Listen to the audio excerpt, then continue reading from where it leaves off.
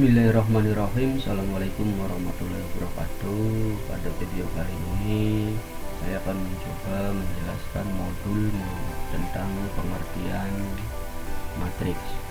Adapun tujuan kegiatan pembelajaran yang pertama atau modul yang pertama ini adalah setelah mempelajari kegiatan ini, siswa diharapkan yang pertama memiliki pemahaman mengenai pengertian matriks, kemudian yang kedua dapat membedakan antara baris dan kolom pada matriks, yang ketiga mengetahui elemen-elemen suatu matriks, dan yang keempat dapat menuliskan notasi-notasi matriks, serta yang kelima dapat menyebutkan ordo suatu matriks. Langsung saja uraian materinya. Pertama yang akan kita bahas adalah tentang pengertian matriks. Lihat sebuah kasus yang sudah saya berikan di dalam modul ini. Contoh yang pertama, dalam menyiapkan ujian akhir nasional, Parmin mencatat dan mengevaluasi semua hasil ulangan untuk program diklat matematika, bahasa Indonesia, dan bahasa Inggris seperti pada tabel di bawah ini. Nah, dibuatlah sebuah tabel. Ulangan ke-1, ke-2, ke-3, sampai ulangan yang ke-4. Ini mata pelajarannya matematika, bahasa Indonesia, dan bahasa Inggris. Kemudian ini daftar nilainya.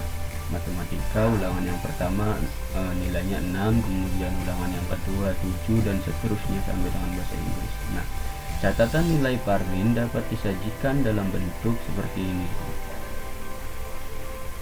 Ini nilainya 6, 7, 5, 6, dan seterusnya, atau dalam bentuk seperti ini. Ini hanya diganti model kurungnya saja. Kemudian yang kedua, contoh yang kedua, kondisi presensi tiap hari untuk setiap kelas komli dapat ditampilkan dalam bentuk tabel sebagai berikut. Sama seperti tadi, ini ada nama kelasnya, kemudian ini kondisi presensinya, ada sakit, izin, dan alfa. Nah, kemudian ini angkanya. Tampilan tabel di atas dapat disajikan dalam bentuk sama seperti tadi. Ini kita ambil angkanya saja, 121, 211, 001, 120. Nah, kemudian atau dalam bentuk seperti ini, tinggal diganti bentuk kurungnya saja. Dari tabel contoh 1 dan contoh 2 tersebut di atas, dan kepala kolom dan garis dihilangkan. Kepala kolom itu sakit, izin, alfa, dan kemudian nama kelas. Ini kepala kolomnya dihilangkan. Kemudian di susun lambang bilangan atau angka dituangkan ke dalam tanda kurung atau tanda kurung siku, maka susunan seperti itu dinamakan matriks. Nah, seperti ini. Matriks contoh yang pertama ini disebut matriks. Matriks itu terdiri dari baris dan kolom. Nah, baris itu adalah yang berjajar dari kiri ke kanan. Ini disebut baris. Ini disebut baris pertama, baris ke-1. Kemudian ini disebut baris kedua, dan ini disebut baris ke-3. Nah, kemudian yang dari atas ke bawah ini disebut kolom. Ini kolom ke-1, ini kolom kedua, kemudian kolom yang ketiga, dan kolom yang keempat. Begitu juga dengan matriks pada contoh yang kedua. Matriks pada contoh yang kedua ini terdapat 4 baris dan 3 kolom. Ini baris ke-1, baris kedua, baris ke-3, baris ke-4, kemudian ini kolom ke-1, ini kolom kedua, dan ini kolom ke-3. Jadi matriks adalah susunan berbentuk persegi panjang dari bilangan-bilangan yang disusun pada baris dan kolom dan diletakkan di dalam dua tanda kurung atau kurung siku. Jadi di dalam tanda kurung atau kurung siku. Submateri selanjutnya adalah elemen dan notasi suatu matriks. Setiap bilangan pada matriks disebut elemen matriks dan diberi nama sesuai dengan nama baris dan nama kolom. Kita lihat matriks A di bawah ini. Ini ada matriks A. Untuk menamai suatu matriks seringkali kita gunakan satu huruf kapital seperti A, B, C. Nah, kalau matriks itu dinamakan menggunakan huruf kapital seperti ini. Sedangkan elemen-elemen matriks seringkali dinotasikan dengan huruf kecil sesuai dengan nama matriksnya seperti A, I, J untuk elemen-elemen matriks A. Kalau matriksnya B berarti B, I, J. Kalau matriksnya C berarti C, I, J. Seperti itu. Angka 8 dalam lingkaran yang ini menunjukkan elemen matriks A yang dituliskan dengan notasi A24. Yang berarti angka 8 adalah elemen baris kedua dan kolom keempat.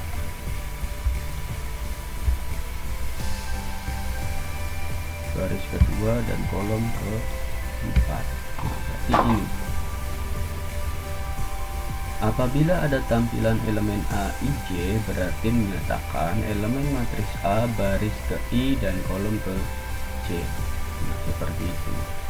8 ini berada pada baris ke-2 dan kolom ke-4. Apabila disuruh menyebutkan elemen-elemen dari baris ketiga adalah 5, 6, 7, 7. Kita lihat baris ketiga. Di sini baris ketiga berarti ini baris pertama. Ini baris pertama, ini baris ke-2 dan ini baris ke-3. Maka baris ketiga adalah 5, 6, 7, 7. 5, 6, 7, 7 ya. Apabila disuruh menyebutkan elemen-elemen dari kolom kedua berarti yang ini.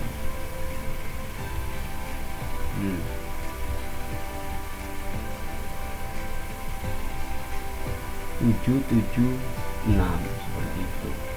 Elemen-elemen itu adalah angka-angka yang tersusun di dalam tanda kurung.